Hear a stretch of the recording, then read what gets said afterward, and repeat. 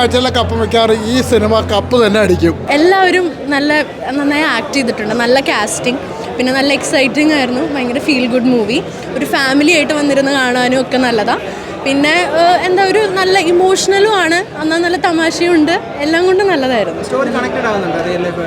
Real ലൈഫായിട്ട് കാണിച്ചു കഴിഞ്ഞാൽ ഒരു ഫാമിലി ബന്ധങ്ങളുടെയൊക്കെ ഒരു ഇതുണ്ട്. ചെറിയ കാര്യങ്ങളൊക്കെ പറയുമ്പോൾ നമുക്കൊരു ആ ഒരു +2, +1 പിള്ളേരുടെ ഒക്കെ ഒരു ഇത് അങ്ങനെ.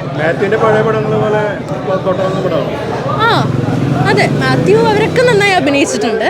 പിന്നെ പുതിയ ആൾക്കാരും നന്നായി അഭിനയിച്ചിട്ടുണ്ട്. കൊള്ളാം, നല്ല സിനിമ.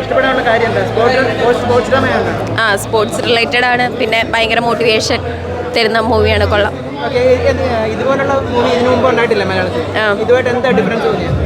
കഥ കൊള്ളാം, എല്ലാവരും നന്നായിട്ട് ചെയ്തിട്ടുണ്ട്, അടിപൊളിയായിട്ട് ചെയ്തിട്ടുണ്ട്. പിന്നെ കൂട്ടുകാരനായി അഭിനയിച്ച പയ്യനും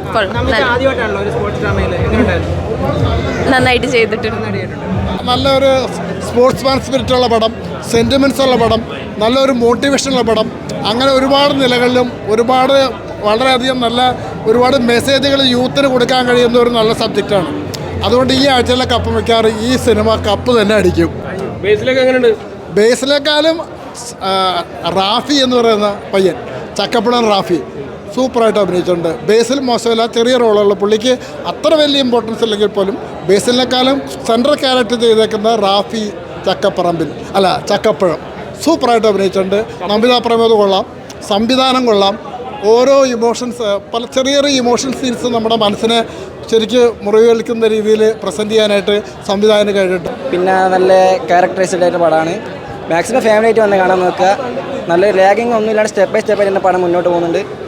ഇപ്പം ഞാൻ കോഴിക്കോടാണ്. ഞാനിപ്പോൾ ഇവിടെ വന്നിട്ട് 3ാമത്തെ പടമാണ്. കണ്ടതിൽ ഏറ്റവും നല്ലതായിട്ട് തോന്നി. ഫാമിലി പടമായിട്ട് തന്നെ നല്ലോണം മുമ്പോട്ട് പോകുന്നുണ്ട്. പിന്നെ ക്ലൈമാക്സ് കുറച്ച് നല്ലതായിരുന്നു. മീൻസ് നല്ല ത്രില്ലിംഗ് ആയിരുന്നു.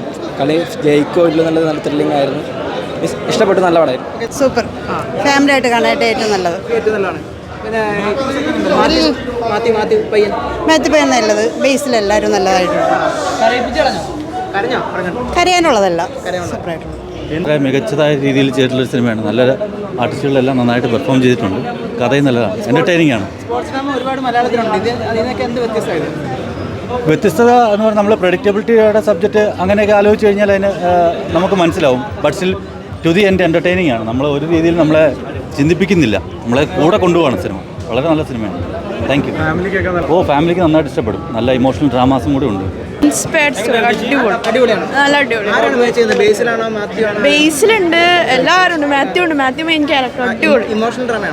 ഇമോഷണൽ ഒന്നല്ല, പക്ഷേ സ്പോർട്സ്മാൻ സ്പിരിറ്റ് അടിപൊളി.